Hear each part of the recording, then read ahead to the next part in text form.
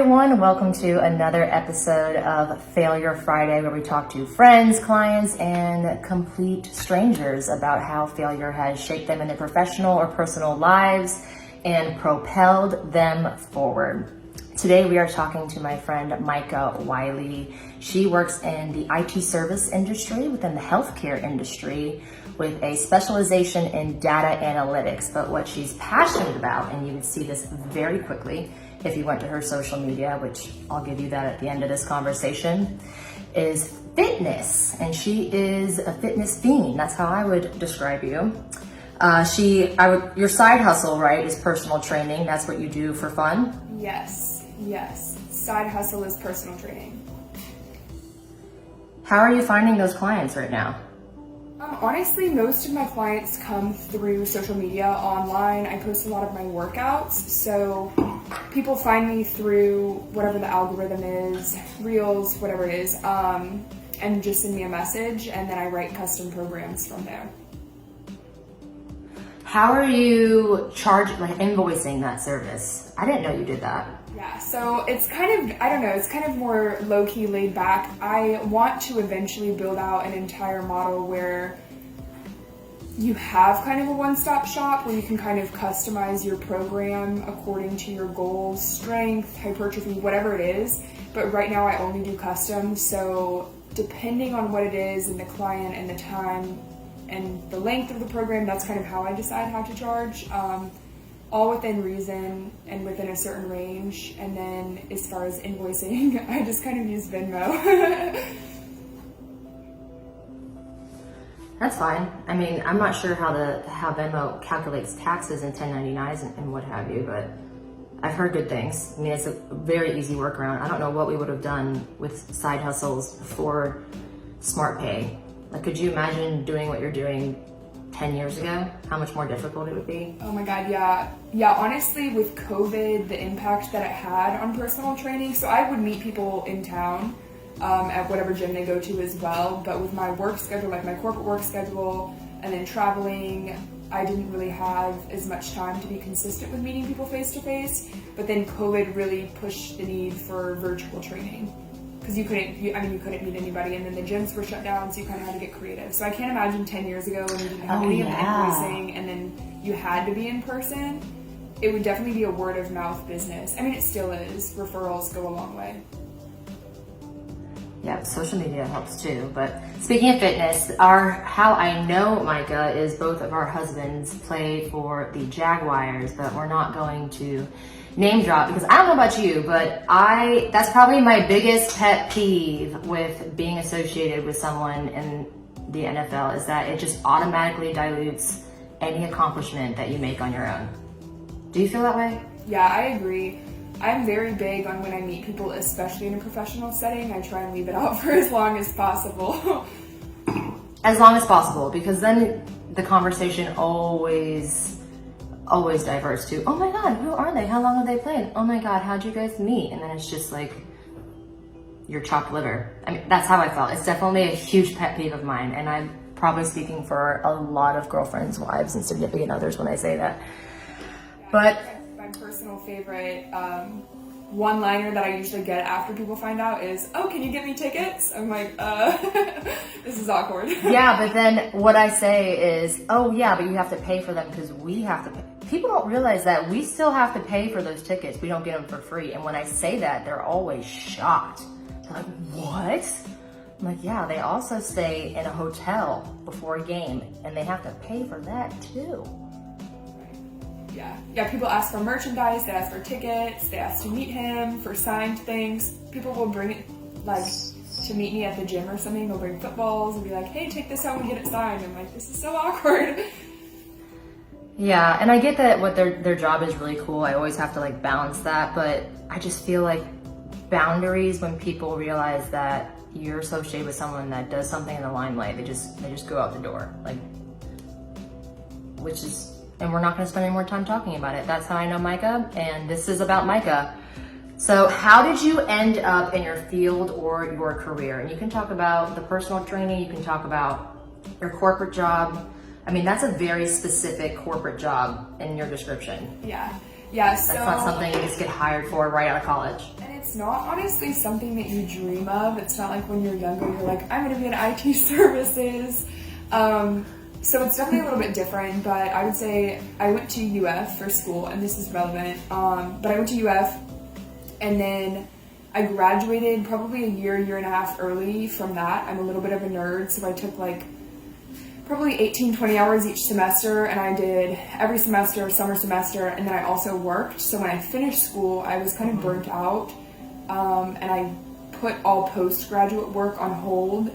I was kind of considering medical school, maybe PA school, something like that. I really love medicine and health and fitness, both from my own journey as an athlete, and then I did have some injuries that got me really into orthopedics.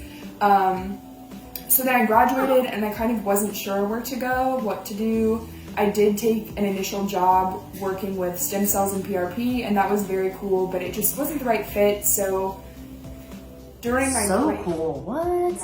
Yeah, during my break, my dad had suggested this company. I work for a company called Tech Systems, and we're an IT services and staffing company. So I did start out as a recruiter, and I was recruiting on Java developers. But again, me being a bit of a nerd, I kind of take everything to the next level. So I learned a lot about Java, front end, back end, APIs, coding. I started to take coding courses, and then Pause.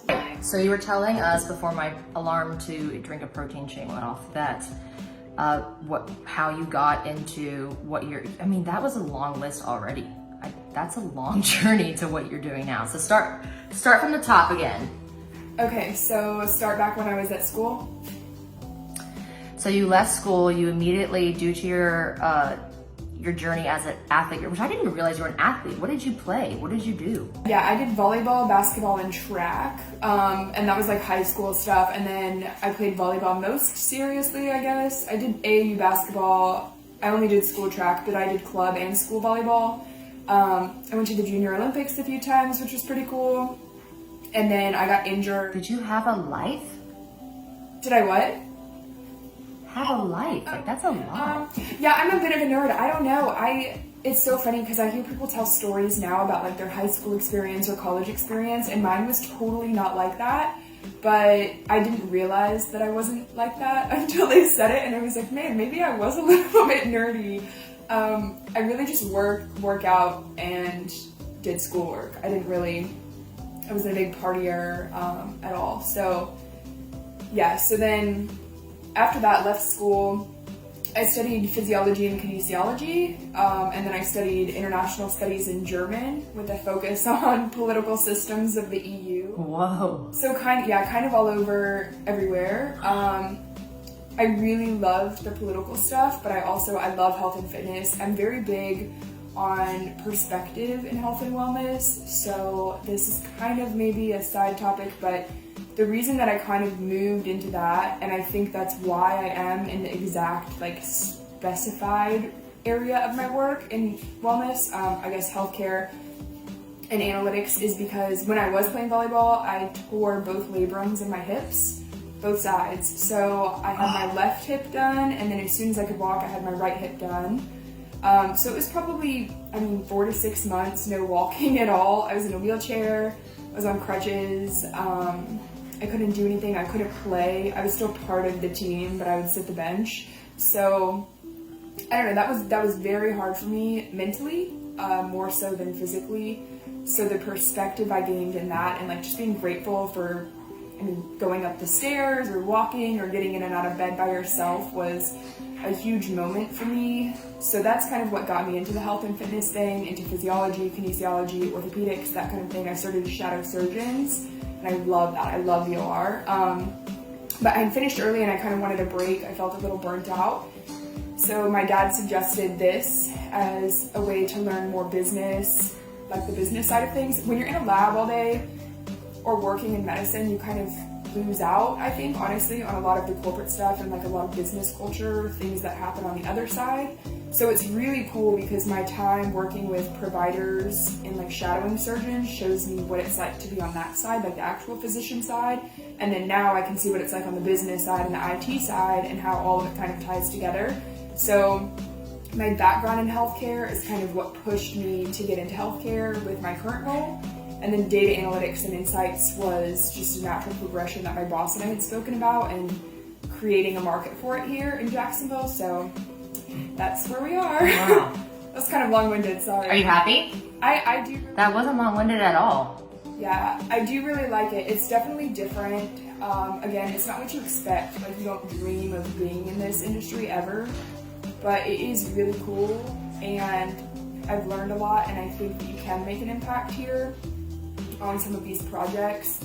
I mean, for example, one of the projects that we've kind of been speaking about with a client is reference data. So attributing certain data points to patients, and with that being able to track if they were released from care early, or if they need to stay longer, or maybe any predispositions they have to certain conditions, and then using analytics tied to social determinants of health. So like, I'm really interested in learning more about median incomes and how that plays a role. So median incomes based on a geographic area or zip code, or a couple of zip codes, and how that plays a role into the predisposition to like hypertension, diabetes, COPD, that kind of thing. Because if you look at more lower income areas, the accessibility to a doctor or to a Publix or a Trader Joe's, whatever it is, a health food store, is very low comparatively to like their accessibility to a Quickie Mart or fast food, you know. So then you have all of these ease of access places, and it's leading to a lot of, health complications. There was a guy in New York.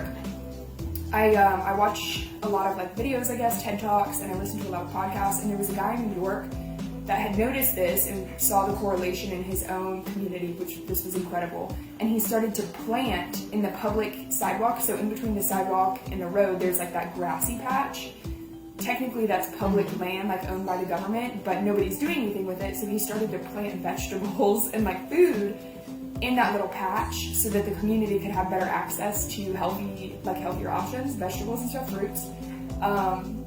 And he did see a difference, like, so the population started to take from that little, I guess, garden that he created, and there was a lessening in overall, I think it was diabetes that they were trying to fix within this certain area. So there are ways to make it better, but that's kind of where I'm focused on, is just kind of making the overall experience for the patient, the provider, and the payer, the insurance side, cohesive and beneficial for everybody. It's kind of tricky, but yeah. Yeah, no, and that way you're a lot like me, and I like patterns. Like I like what you just described is probably one of those things, at least it is for me, where you kind of know the answer, right? You know what the direction of the correlation that you're going to find, but just having that data and sorting through it to kind of validate that assumption that you already have is. It's an addiction. The only issue I see, because when I lived in Spain, I studied abroad my last semester in college, it was awesome, and there's a lot of homelessness there. And what they always had orange trees, and it's called Valencia. Orange trees lined the road everywhere, but the taste of the orange, you couldn't eat it or it would give you diarrhea because the fumes of the automobiles poisoned it. So I think that that's a really good solution in the short term if you don't own a plot of land, for example. But what I'm seeing in my community back home in St. Pete, Florida, is that they're actually buying plots of land in underprivileged areas and building legit gardens. But I mean, what he did is beautiful. I just think that in the long term, that's going to bring its own health issues just because of all the pollution directly next to that garden, because obviously plants taken from their surrounding environment. I would say too, I had not even considered that, but I would say too, like a long-term, I guess, ramification of what he's doing would be like a liability issue, because if people were starting to get sick from the polluted crops, who's held liable for, I guess, vegetables, right, government. I don't know, so that's interesting. It's definitely, I really like to study it. A lot of the focus right now in healthcare is on proactive analytics versus reactive. So rather than say we had 2,000, and that's probably, that's not even an accurate number. That's just a number just for example's sake. 2,000 patients that had diabetes with hypertension or comorbidity, whatever. Rather than react with the analytics and kind of figure out I guess, post care, what's going on. Try and use these predispositions of health and trends in health, trends in the population, trends in their e-commerce habits. This is pretty interesting. You can track like where they're shopping, how likely they are to fill a prescription, where they're going to fill the prescription, at what time, did they get the refill of the prescription, those kind of things to see. Honestly, like you grade the patient like an A through an F type of thing, similar to how right now in insurance you can grade the physician. You grade the patient for their likelihood to continue in a certain treatment program. And then obviously if the treatment program is not going to work for them, then you can adjust it on the front end rather than wait until they come back for the same. So for example, if someone has a lower grade on this spectrum that you've described, it would be, as a doctor, a good physician, it would behoove you to give them a plan that is the most accessible, because they're less likely to fill a prescription to do these things. So you have to make it as easy as possible for them. Whereas someone who is an A+, they're gonna feel that you don't have to take that extra step. Because I imagine there's also a correlation between ease of access and quality of care. Huge time, yeah, for sure. Yeah, so ease of access, big time. So even, this is kind of interesting, like with smartphones now, let's say you're not a patient who would be likely to fill a prescription within 3 days of them writing it. So if they see that you get your prescription filled at CVS and then you're driving by, like your smartphone picks up that you're within a half-mile radius of your CVS, it might send you a e-coupon for your favorite shampoo, whatever it is. So then you're like, oh, I'll go buy my shampoo. Oh, while I'm here, I'll get my prescription. So it kind of like incentivizes you that way. Or another thought is similar to how Spotify recommends music. You could recommend meal plans, or how your smartwatch says get up and go for a walk, those kind of things. Smart devices are very big right now. And it's kind of back to the cohesive structure.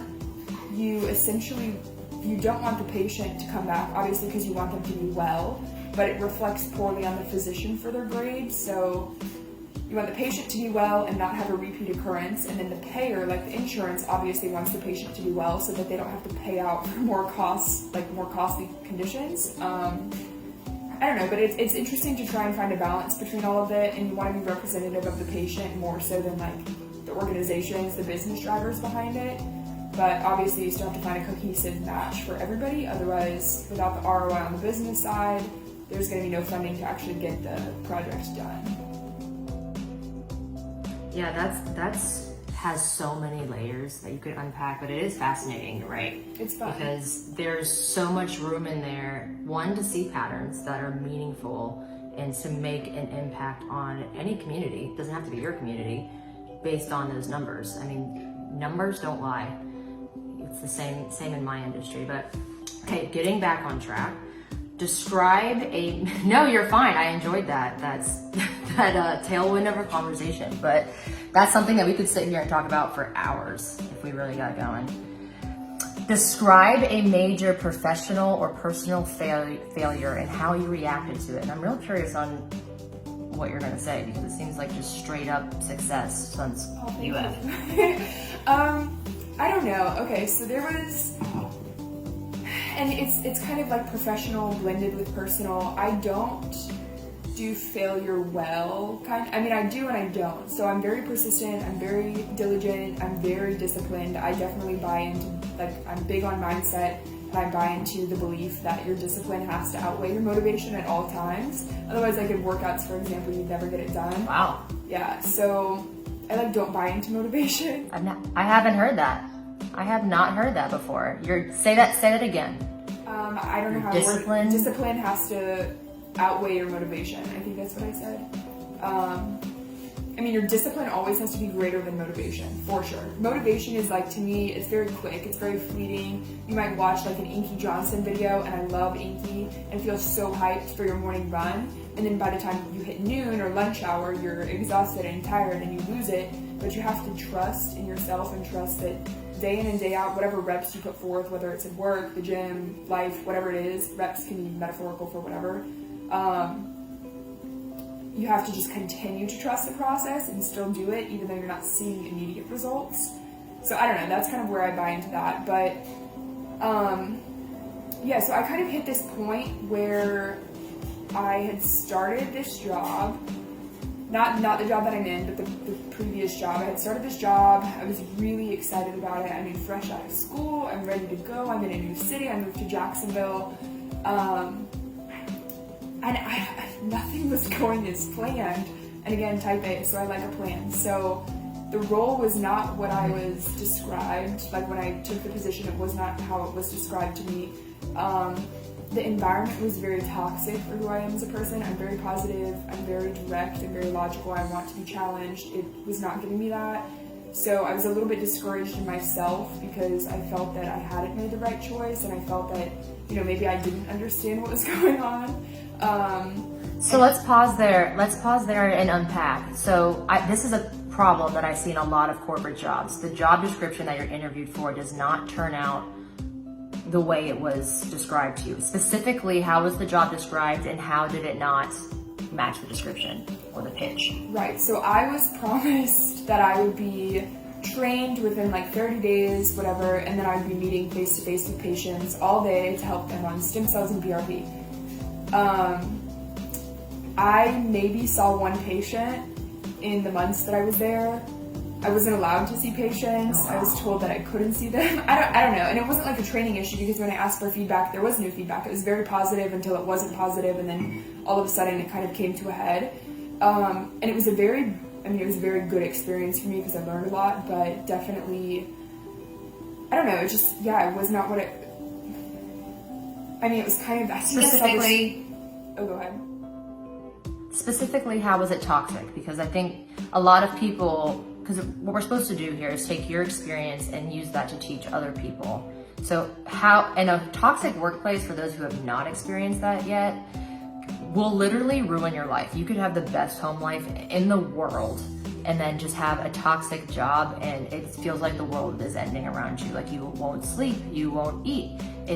That's honestly why I left corporate. I knew immediately I could no longer work in a corporate America setting in my industry because I love my industry, because I just don't have the personality to be successful in a corporate setting, because I'm like you, I'm very direct and very transparent to the point where I overshare. And in a corporate setting, if you're like that to the wrong person that's above you on the ladder, you're blackballed.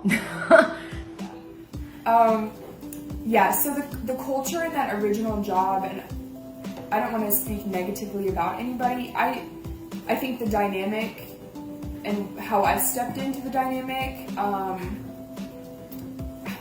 don't know, it was very, honestly, like the way that I was spoken to was kind of degrading and demeaning. And again, when I asked for feedback, there was no clear feedback provided. So I was I was at a loss as to what to do. Like you said, I was literally dreaming about it. I still, to this day, sometimes I've I don't call them nightmares because when I'm dreaming, I don't feel like I'm dreaming, but I literally still, to this day, get some anxiety over it. It was so, so bad that I wasn't happy. I was miserable at home. I was miserable when I was going there. I had to walk on eggshells when I was there because I didn't know what kind of mood everybody would be in. Would I get screamed at today, or would I get a pat on the back? Who knows? I don't know. So it was a lot. And I honestly, this sounds maybe a little bit silly, but it got to the point where I saw this quote on Pinterest, and it said, "You are literally killing yourself for a job who would replace you within a week if you were to die." And I remember I saw it and I was like, it's a great quote. It is so true, so true. So true.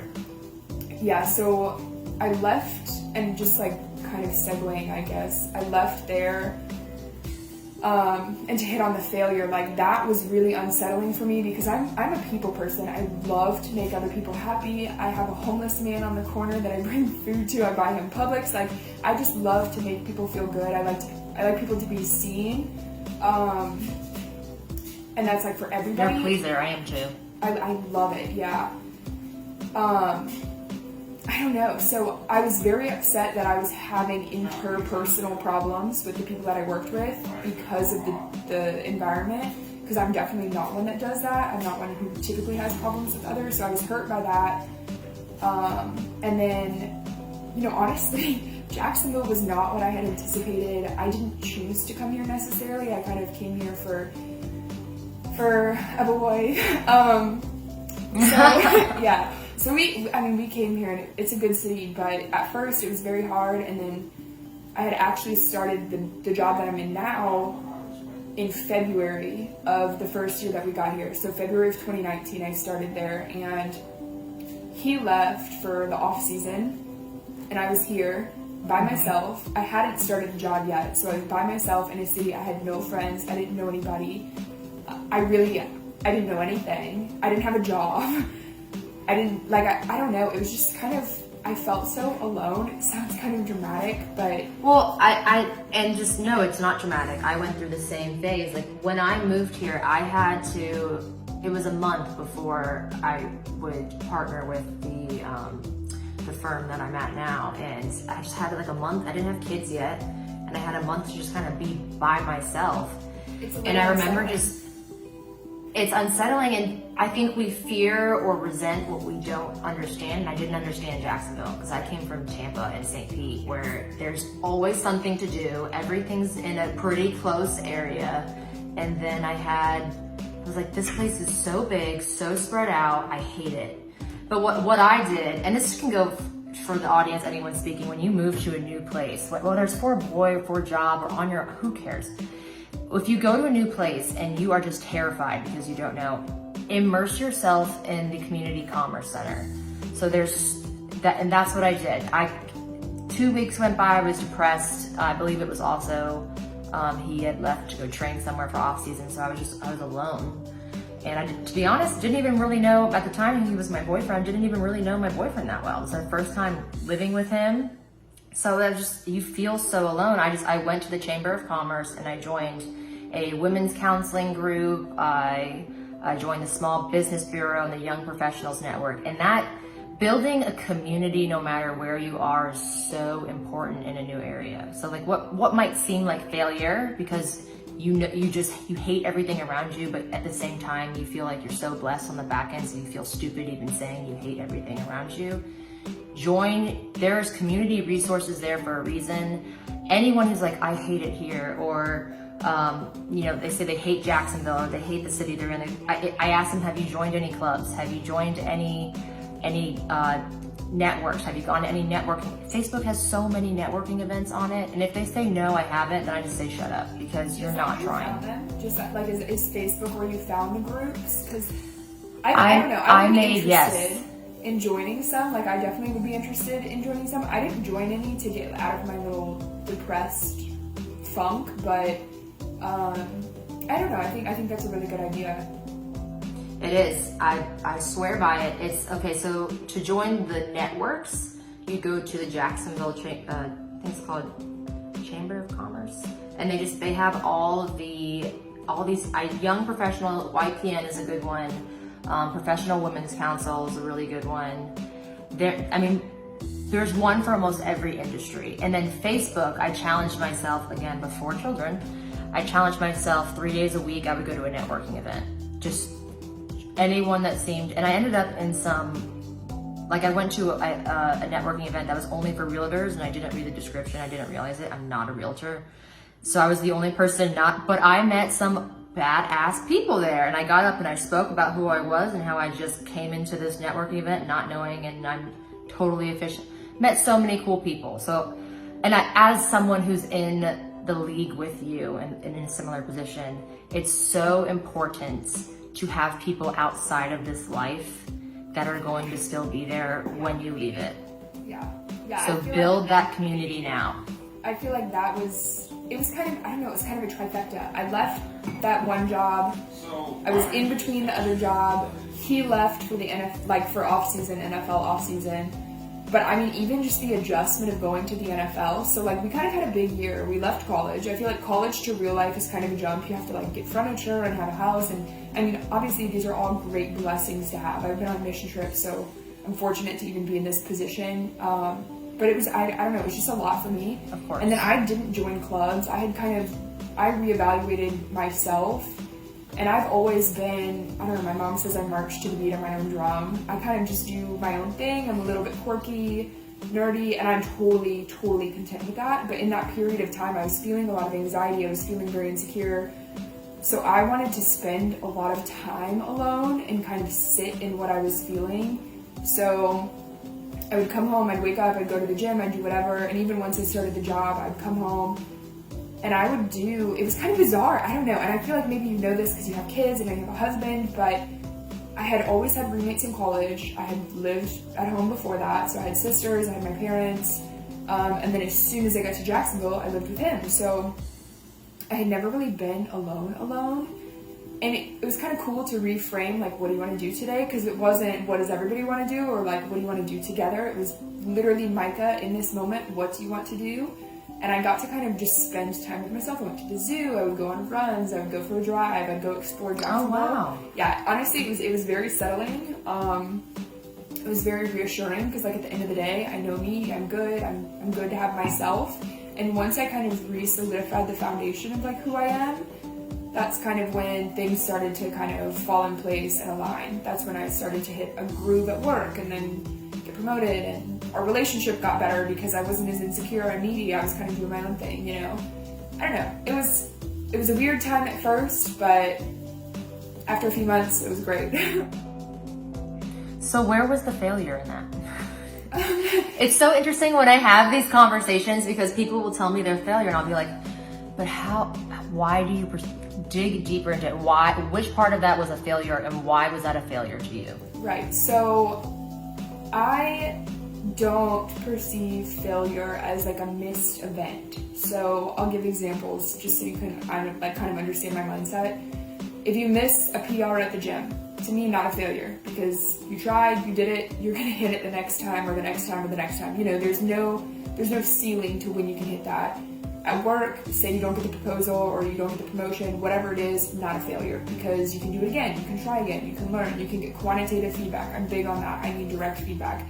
This was very much like, when I was little, I mean, I'm still a little bit weird and I'm kind of re-embracing who I am, but when I was little, I would literally introduce myself as Batman. I don't do that anymore, but I'm just trying to paint a picture of, I was a little bit Thank different. God. Like, yeah, no, I'm not Batman, but I don't know, I just kind of did my own thing. I'd wear like boots and boxers, and this is when I was really little. But I would think back when I was in this moment, and I was feeling so dependent on him because I came to this city for him. Honestly, I was feeling resentment because I was like, I came here for you and you left. Like, you left in the off season, and I'm here. Like, what am I supposed to do? You know, I don't know. So there was a resentment. Oh, I feel that in my soul. It was a lot emotionally, and then I felt like I failed at that first job because what did I do wrong to make it have such a negative experience? Everybody else was seemingly okay with their job, so what did I do that?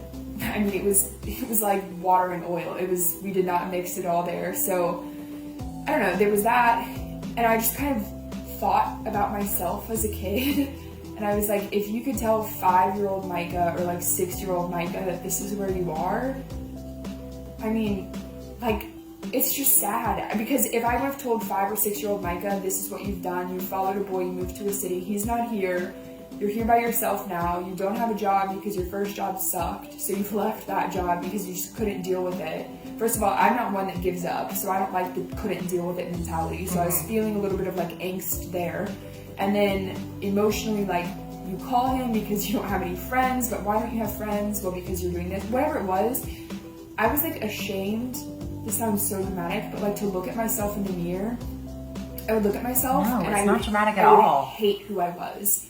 I hated it. I hated it depression. so much. I didn't want to be here anymore. I didn't want to be, and I don't mean like life. I love life. I'm very grateful again, but I didn't want to be in Jacksonville. I was reevaluating everything at that point in time. My best friend moved to Australia, so I was like, I need to go. Oh my gosh. I don't know. So that was kind of like a failure to me because I would never want to look back at who I was. I was so authentic, and I mean, I love people that have quirky little hobbies or personalities because it means that they're them and they're not trying to be some carbon copy of someone they saw on the internet or something. So I wasn't trying to be a copy of people, I just wasn't being my authentic self, and I felt that in my insecurity, in my anxiety, because I feel like if you're really yourself, at the end of the day, you gotta say, I know me, I'm good. You can look yourself in the mirror and say, did you do your best today? Yes. You could lie to anybody else. I could lie to my boss, I could lie to my boyfriend, I could lie to anybody and say, hey, yeah, I did my best today, I'll hit it again tomorrow. But you know when you make eye contact with yourself in the mirror, like, did you do your best? You know. You can say yes, but you know in your heart, no, you didn't, you know? So, for sure. It's so interesting because I feel like it all, and I feel like it all stems from the initial perceived failure at that job. And I can't even describe to you how much I resonate with it. There's going to be people that watch this that I worked with in my original corporate job. And it's just, I've always had, I would say my quirk has always been oversharing. Like, it drives my husband crazy. Like, he'll get there and I'll just like word vomit, and he'll kick me under the table and I'll forget we're around. And why did you just kick me? And I'm like, oh my God. Like, I would say that's my quirk. And maybe in other people's situation it works, but my job just made me feel so guilty for being that way, for being what I had always told was a great quality to have: transparency, honesty. If you are too transparent or you overshare and it's in a hyper-professional setting, which my job was, it's frowned upon. You're not supposed to be too different. You're not supposed to be too outspoken. You're not supposed to be opinionated. You can have an opinion, but you have to know when to. In corporate America, in the finance industry, still today, you have to know when your personality is just a little too different or when you're just a little too opinionated. You have to roll over on your back and show your belly, depending on who you're at in the conversation in the room. And I just am not good. I might be just a tiny bit autistic in that way. I am just not good at picking up the social cues of, all right, stop explaining that, or stop having too much of an opinion on that. So I did terrible. So I feel that. And then you try harder because you don't know what else to do. So like, people make you feel guilty for that. You just try to be yourself even freaking harder. I feel and like it makes you more of a pariah. The try hard attitude in that setting, like, I feel like that is so real as a human element, I guess, is that as soon as someone starts treating you a type of way, like in work, if your boss gives you negative feedback, you want to make up for it because you find yourself lacking, which I feel is just a mindset that needs to change, because you're not lacking. It could just be the two Lego pieces didn't fit, whatever it is. But I feel like that, and that job translated into work, because and then I would call and I had nothing to do, but he's out there training and doing whatever, so I'm just sitting here. And then I found myself lacking at work, so I found myself lacking in the relationship, and then you start to nitpick and you start to try and overcompensate for, I don't know. It's a bizarre thing. It's a bizarre thing to go through. Corporate America is definitely weird. My company that I'm with now, on the overshare topic, they're great. The culture is unbelievable. I mean, unbelievable culture. And I definitely think that's a good thing. I am very, very much, I am emotional, but I'm not a crier, I'm not a hugger, I'm not a toucher. I feel the emotion, I just don't necessarily show it outwardly. I don't like it, it makes me uncomfortable. My company, honestly, Kindle, it could be a good fit for you. They share so much, and at first it was very disconcerting to me. I was kind of like, this is bizarre. This is like a test. Corporate America. I was like, yeah, I feel like someone's gonna say, gotcha, you shared something. And I still, to this day, I don't like to overshare, because immediately I feel regret after I overshare. I'm like, was that too much? But it is cool, and I would say, as cliche as it sounds, like, I have a bunch of tattoos, and they all have to do with death. I didn't realize that until the most recent tattoo that I got. The lady was like, do you have a trench? Oh my God. Here? And I didn't know that. Yeah, I didn't realize that the theme that I had going was death, but in the job or in anything, it sounds so cliche, but like in a relationship, you'll find who you're meant to be with, someone who doesn't care that like you overshare, you know what I'm saying? Or you'll find a job in a company, or do it yourself. You don't have to do it with anybody else's dime. Build your own company, right? Where those kind of values are appreciated. And I think in that moment, you're gonna see that you're living for yourself, you're doing your own thing, and it's like a cool place to be, you know? Because at the end of the day, you're unrocked, you're unbothered, unwavered. Nothing can faze you, and I think that's a really cool spot to be in. I agree, and that's a good segue into Yeah, and it's a perfect segue into the next one, which is what could someone earlier on in their journey, but on the same path, learn from your failure? And I want to stick to this, realizing that you're in a toxic job situation or a personal situation, honestly. The key to me when I finally, and it took me a year to go from this is toxic to I need to get the fuck out of here ASAP. And the realization was when it depended on who I was talking to. But if I was talking to anyone that even was just like one tiny rung above me in the corporate ladder hierarchy, I would try, and I didn't even realize I was doing it at first, I would try to become and morph, go chameleon into the person that I thought that they wanted me to be. So for example, I had a direct report who was very materialistic. Nothing against it, I like nice stuff too, but she was very materialistic. So when I would get my bonus, I would talk about like this materialistic thing I was gonna buy because I thought that was a way for her to like me, for her to bond with me. And it was after that conversation, I remember leaving her office and being like, I'm absolutely not gonna go buy red bottoms with my bonus. Like, why did I just lie to her and say that? And it was because I thought that that's what she wanted to hear. So for people that I would say, and you can comment on this too, but from my perspective and my experience, as soon as you realize that you are acting wildly out of character to please someone else, I'm not saying you have to leave corporate America, but you're in the wrong corporate job. You're in the wrong position. Even if you love your company and its values, its philosophy, its goals, its product, whatever, try to go to a different department. And people that worked in that department with me who were also unhappy, they stayed with the company because it was a great company. They just went to a different department. So that would be my deliverables, some direct advice that you can use and execute on. Look for a new job quickly before you get so bitter and resentful that you ruin your chance of upward mobility within that umbrella company. Yeah, I would say, What about you? Yeah, on that, I would say that a lot of it, when you realize, so it's almost hard to realize that you're in a toxic setting until you're in a toxic setting. Like, you might not realize that this is abnormal behavior that you're experiencing in corporate America, if we're sticking to like the corporate thing, or in a relationship, whatever it is, because you've grown accustomed to it. And I'm big into like psychology and stuff like that. And it is a very manipulative thing for people to do in positions of power, whether that be, again, in a relationship or in like the corporate hierarchical structure. And I'm not even sure that they're aware of it, but you can manipulate people by giving negative feedback, very aggressive negative feedback, or manipulating behaviors, whatever it is. And then when the behavior sways to what you appreciate, you give high praise. So then the person receiving the praise, they crave that, because prior to that you were so aggressively negative that obviously they don't want to be shat on the whole time, so they try to repeat the behaviors to get that praise. So I would say just kind of like be aware. It sounds, again, cliche, but your gut knows when something's up, and share your experiences. I feel like this is something that's coming out in corporate America. I don't know, Kendall, if you've seen this at all, but your experience as a whole, whether your experience with your boss, hey, I just went in for my year annual whatever review on my performance.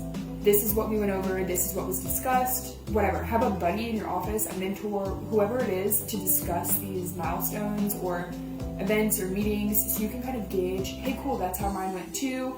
Whether you get the same feedback or not, make sure that like things are cohesive. Or pay structure. I work for an organization, pay structure is very transparent, which is nice because you can calculate everybody's paycheck, and because we have commission structure as well, so you can kind of figure out what people are making, and they're very transparent on helping people get to their goals, which is nice. But I've seen in corporate America, that, I hate to play the female card, but you have people that are getting paid X amount and people that are getting paid Y amount, and they don't match up, but they might be in the exact same position with the exact same description. So I would say, if you're worried that you're in a toxic environment, if you can trust someone that you're with in that culture, that experiences the same culture, sound it off with them. Or I would come home and tell my boyfriend what was said to me in that environment. Like, oh, he said this, this, and this. And after I said it to a couple of people, they were like, are you crazy? And I literally was like, because it was my first job. I was like, is this not normal? And they were like, that is, not only is that an HR this might be normal, but like, that's verbal abuse, you know? So I don't know. I would say too, just like something to be aware of when you're taking a position. And this is something that I should have considered very strongly. Again, when you're first out of school, you kind of, you just don't know. You're just happy to have a job. Right. If the HR I did it. I need it. Right. If the HR department is who you report to, like, and you'll never, in an actual corporate hierarchical structure, you'll never report to HR. You'll have a boss. But in that environment, it was such a small environment that if I filed a complaint to HR, who approves it, who denies it, whatever, is the owner. And who do I report to is the owner. So how do you file a complaint against someone who runs everything? So I would say just be aware of that. And then put yourself first, you know? It sounds so dumb. I've been in positions where you just have to make money. I worked hibachi. I worked with a hibachi waitress. I worked in kids club at the gym. I nannied. I drove kids to school. I would do people's schoolwork for money. Like, I get it. But I would say just be Yeah, but this is aware. career. This is career. Right. Yeah, I would say be aware, but you said something powerful, and that is find a mentor. And I think mentor, it's such a broad word. It's not someone that literally you have to meet with every single month and have a 2-hour, 3-hour phone conversation that gives you no. That's a paid coach, which is also fine, but know the difference. It's a lot to ask someone to, hey, be my mentor for free. Give me hours of your life and give me direct, like, if you have that, you're blessed, but don't expect someone to just come off their personal life. But you can find someone who is ideally more seasoned in that career.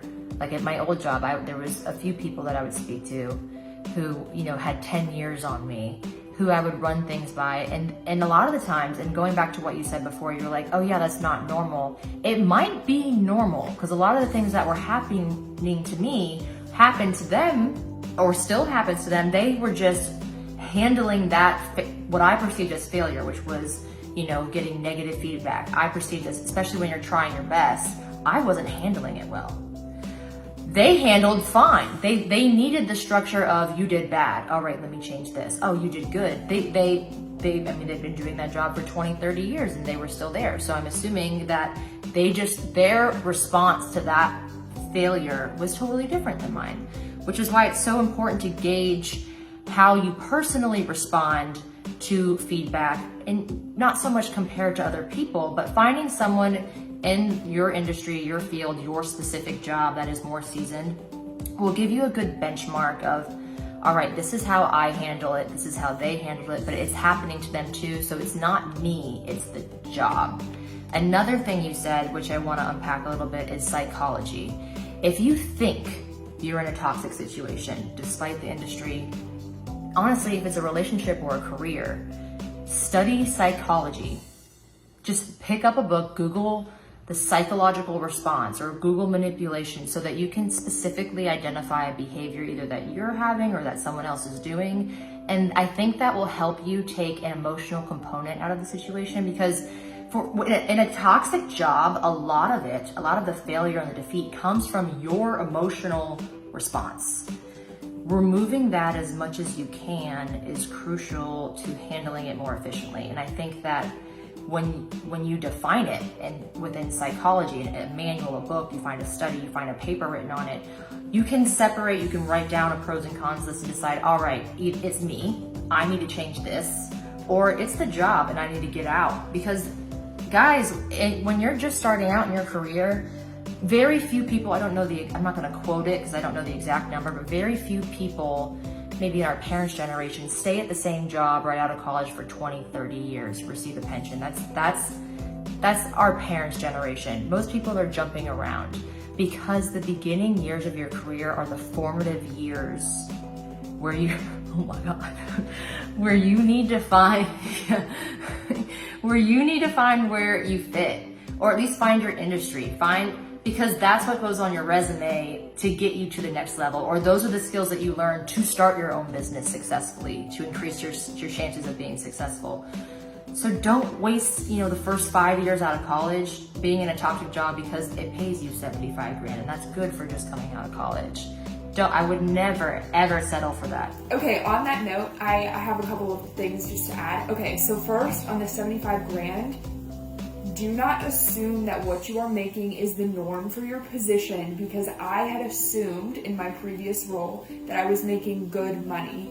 Again, fresh out, you don't know much. That's good. No, come to find out, I mean, the market right now, again, I work in IT services and staffing, so I'm more on the services side, but we have the staffing component. The market right now for you to get a job is booming. We have more positions in every industry than we do have people to fill them. So in IT, for specifically, the average tenure, to hit off of what Kendall said, for any contract or position is 6 to 18 months. On average, people are spending 18 months, roughly, give or take, in a role before they bounce to a new gig to learn new skills, to get a better culture, to whatever, to get better pay. I would say too, once you find out, cool, you take this job and you're making 50 grand, just for number's sake. And then, you get a promotion and now you're making 65. 65 is your new benchmark. And then you can move again in 18 months, and now you're making 75 because you've gained XYZ skills during your $65,000 job. Now you have 75,000. That's your new benchmark going forward. So I would just keep that in mind. And then with the emotional thing that we hit on a little bit earlier, I'm again very logical, very objective. You have to think about what's triggering you to have that emotional response. So I had learned in school that, and this kind of just stuck with me for whatever reason. Again, I'm big on mindset, but when you have an emotion, there's 6 key emotions, anger, sadness, whatever it is. That is a response from external stimuli. Okay, cool. So you get this negative feedback, immediately you're I'm angry. I put 37 hours into this presentation, whatever it is.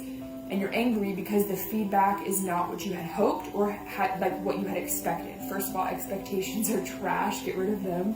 But I would say when you hear that, what is triggering you to be angry? Take a pause if you can. Again, emotional response, anger. What you do with the anger or with the emotion is completely in your control. And I'm big on that because in psychology, sports psychology specifically, things that are in your control boost motivation. So if you can control your performance on your daily scrum meeting, or for Kendall, I don't know if this is accurate for what you do, but how many clients you reach out to in a day, if you can control that number, your autonomy in that task boosts motivation because you can say, yes, I can do that. The things that you can't control, how many people actually sign with you, you can't control that. So in track, if you can control how fast you get off the block and you can train for that, cool. You can't control if Usain Bolt shows up the day of the event, you'll lose, So I don't know, with that, you have to kind of evaluate what's triggering the emotional response. And on a personal, this is kind of a personal thing, but I was starting to feel, I would see certain people, a certain aesthetic, if you will, and I would automatically get these negative, preconceptions about this person. And I would say, oh God, no, I don't want to be their friend. But why? And then I would evaluate what about them is making you feel you haven't even spoken words to them. So why do you feel that way? Oh, well, it's because you're insecure about XYZ. Or really, when you see this is what you feel you're lacking. And then typically, this is a little bit bizarre to have a correlation, but Maslow's hierarchy of needs, if you think about what's making you feel that way, I feel you can be insecure in more than just your aesthetics. You can be insecure in your money or your job or your positioning at your job, whatever it is. So if you get negative feedback and you're competing for a promotion, your response is going to be drastically different than if you feel confident in your ability to perform, if that makes sense. So I would just say take a second if you can. It makes a ton of sense. And just kind of evaluate why you're triggering that response, the emotional response, and then address yourself, because at the end of the day, you are the only thing that you can control. There was this is kind of a different thing too, but there was a guy that I saw. He was special forces in the military. And he said that his biggest life advice would be, if you're going through something, whatever event it may be, and you're stressed about it, or you're anxious, or again, emotional response, whatever the emotion is, list out everything that is triggering the response. Okay, so I feel insecure because Jonathan, whoever that is, did better on his presentation than I did at work. And I feel insecure because he got good feedback and I got negative feedback, whatever. List out the things, write them out, and then cross out how many you cannot control. And then you'll see if you actually don't have control over it. Yeah, if you don't have control over it, at the end of the day, all you can do is control yourself. And that's why evaluating those emotional responses is so important, because you can control the response. And if you can control the response, you can learn to train the response. And if you can train the response, then you can create the negative response to trigger a positive response, like a positive action response. And the action is what dictates the success. Because if you just dwell in the emotional, bewilderment, or like the muddle of all the emotions, there's actually going to be there's no positive benefit. So you'll sit there angry, you'll sit there upset, and then that's when you get the resentment and you start to gossip and you do all these negative actions that aren't benefiting you in any way. So I don't know. It's all connected, but oh no, I love that. No, but this goes back, and I feel like I say this on every Failure Friday and every interview I do. And this is just how my brain works, but to speak to that list, I write every situation that does not go my way or that I feel like I need to process, I write it down.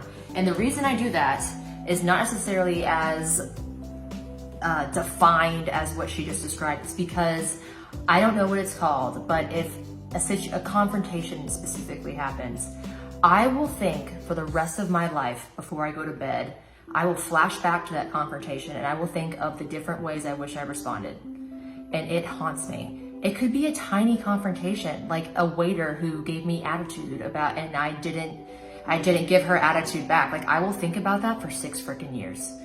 So the only way to make that go away and stop keeping me up at night is to write it down and process the situation and process what exactly made me mad, and then work on that aspect of my personal story, what maybe I need to study more or I need to grow more in that area.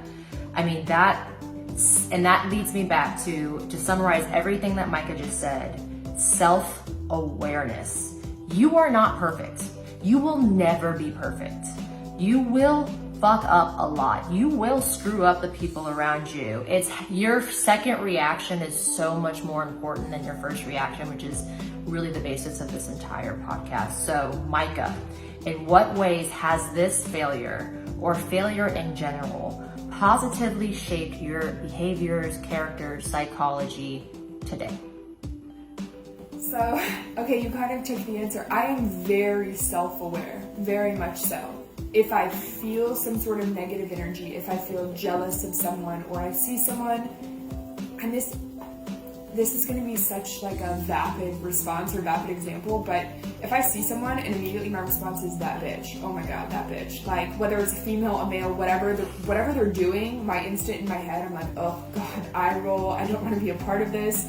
I immediately pause and I'm like, hold the phone. Why don't you? Especially if I know them. What are you doing? Like, Mica, come on. Like, listen to what they have to say. You might learn something. I'm big. Replace your ego with humility. Sit the F down. Mm-hmm. Yeah, I mean, I genuinely believe that you can learn something from everybody. So just be aware.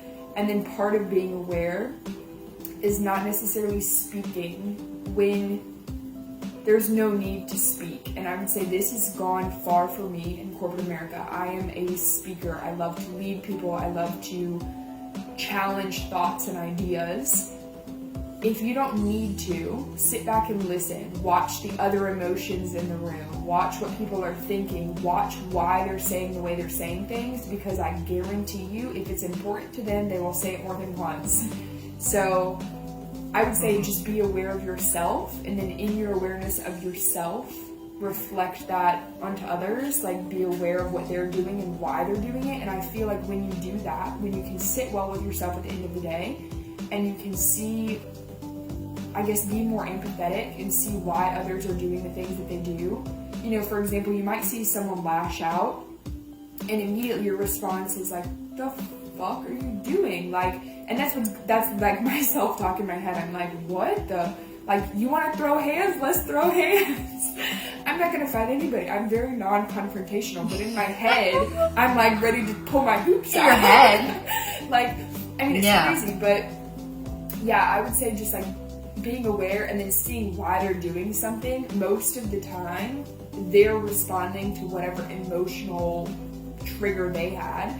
So if Susie from HR is screaming at you about XYZ, well, she likely needs to meet her numbers, or her boss is going to scream at her, whatever it is. I don't know. If you can sit with yourself and understand yourself and slow it down. My boss always says this, and I love this: slow is smooth and smooth is fast. So rather than go quickly through everything, slow it down, do it well, do it smoothly, and then that will replicate like the fast behavior, because the faster you do it, the messier it is, the more you have to go back, whatever. And then the journaling, again, to slow it down. There's a book that I like, Think Like a Monk by Jay Shetty. That one's really good. And I will literally journal in German. I can speak German, but my German is not as, I guess, great as my English. But I'll journal in German because it slows it down enough that I'm not just half-assing my... Ooh, I like that. I don't half-ass my whatever I'm trying to write, because you have to be very aware and very intentional in what you're writing. Otherwise, I mean, nobody's going to check your grammar in your journal, but... No, but you can't zone out. Right. Yeah. I like that a lot. So you would say that how failure has shaped you is that you have improved on all of those areas that you just mentioned. Yes. Purposefully, with intent. Be very, very purpose. intentional. Yeah, I would say that's like my mottos. I have 3 core values: authenticity, integrity, and I honestly can't remember the other one. Usually I'm audible. 3 core values: authenticity, integrity, and... Authenticity, integrity, and I don't honestly... Work ethic. Oh my god, okay, that's it, work ethic. Sorry, I don't know how I blamed space on it, but... We're not editing that out, by the way. That was great. Totally fine. I know. Those are my 3 cores, and I forgot one. Yeah, work ethic, authenticity, and integrity. Those are the 3 things I live by. And then, like, hitting on the tattoo thing that I mentioned earlier, I have one that says memento mori, and it means remember your death. So I feel like at the end of the day, knowing that you could cease to exist tomorrow or at this very moment. I mean, it's kind of morbid, but I'm big into stoicism, and they meditate on your death. Yeah, so just knowing that you could cease to exist tomorrow, how are you going to show up today as your authentic self in that moment? And the reason I say in that moment is because the way that you're feeling today is not the way that you're going to feel tomorrow. And like, I guess an analogy into the fitness thing would be your 1 rep max today, your perceived 1 rep max might be 215 on squats. Tomorrow, because you're sore, you might only hit 1 rep for 205 or 195, whatever it is. Your body, your muscles, your like central nervous system, CNS, will still perceive the effort as a 1 rep max. You see visually that the numbers are not the same, but you'll perceive the same effort. So with that, how are you today showing up as your authentic self in that moment? And then I would say just give yourself grace to recognize that today's best might not equal tomorrow's best, or Wednesday's best, or Thursday's best, whatever it is. But in the day, just do your best. In the moment, do your best. I don't know. It sounds kind of lame. It doesn't. I mean, the moments in the moment, to go back to what you just said, I mean, that's really all you got. Is literally. Right here, right now. Literally. Yeah. Literally all you're guaranteed is right now, and every moment that passes is another unknown. So I mean, you nailed it so much on the head. I feel like you've led this talk, and I'm just so grateful. No, this is great. No, this is great. Like, you said you were nervous, and you're killing it. I tend to talk a lot. Yeah. I don't know. I try. This is like maybe my last little tangent. I'll let you take it over, Kendall. But like with the memento mori I have as a tattoo. I have a Japanese phrase, yukio. It means like a floating state detached from the bothers of life. And then I have cherry blossoms that go with that. And cherry blossoms are like significant for their fleeting nature because they're only alive for 2 weeks. But in the 2 weeks, people travel the world to see like their beauty. So I always try and keep that in mind and in perspective. is that like literally kind of like YOLO, except more spiritual. No, it's funny because I knew those random facts because I did a 4th grade project on the cherry blossom tree, and you just like, I feel like full circle, like, wow, like 10-year-old Kendall and 25-year-old Mica are on the same page. Yeah. I was like, why do I know that? Yeah, that's so funny. Yeah, I don't know. And I would say too, like, if anyone's ever struggling mentally, I don't buy in. And I don't know, Kendall, maybe this is like kind of a controversial topic for some people. I don't buy into the bullshit self-help books. I think they're all so vapid, and it's very easy for someone in a position of success to tell you how to get there. So when I was like really down and feeling so, I don't know, negative thoughts, whatever, I would listen to these podcasts and I would get angry because I was like, this bitch, like, of course you're having a great life in La Jolla, California, telling me how to make millions. I'm like, I don't relate at all. But I would say on that note, that's when you should pick up the psychology book or pick up the Stoicism books or like philosophy books, whatever it is. Stoicism, yes. I am big on. Marcus Aurelius, the Meditations, great. Just because you can kind of see why you're feeling the way you are and eliminate all the bullshit. What is necessary in this moment for you to pick up from it? Cool, let's move forward. That's it.